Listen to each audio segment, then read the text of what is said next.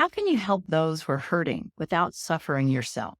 Leaders are often advised to be empathetic, but I'll be honest, empathy can be tiring and draining. It's no wonder that a lot of us hesitate to empathize when someone near us loses something or someone dear to them, or they encounter an insurmountable obstacle to something they desperately want. In addition, empathy, which is basically feeling what somebody else is feeling, is not always the best way to respond to helping that person, particularly in work contexts where you're the leader and you need to support them, but you also need to maintain business decorum. Usually when people are hurting, they want to be heard and they want to have space to process what they're going through, but they don't necessarily want other people to suffer along with them. What they want is to feel safe in their own suffering. This helps them process and move through whatever it is that they're going through. So we need to give them compassion more than we need to give them empathy.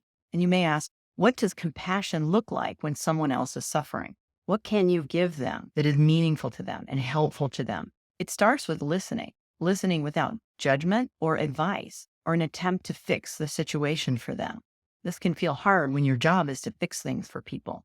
But trust me, when someone is suffering, they don't need a fix. They need to experience what they're experiencing. And that's why the next thing is so important. Very important that once you listen to them, you validate that you believe that their experience is real for them. This is the opposite of gaslighting, the opposite of trying to minimize their experience. You accept that whatever they're feeling, and it's real for them. Whether you think that's how you would respond or not is not relevant. Their experience is their experience, and you allow them to have it. You validate that it is true for them. And when appropriate, you ask them if there's any support you could give them that would be meaningful to them. Ask them what you can do for them. And if they do ask you for something, try to give it to them if you can. And finally, follow up with them. Double check that they got through it okay at a later time. Here's the key. None of this is about you.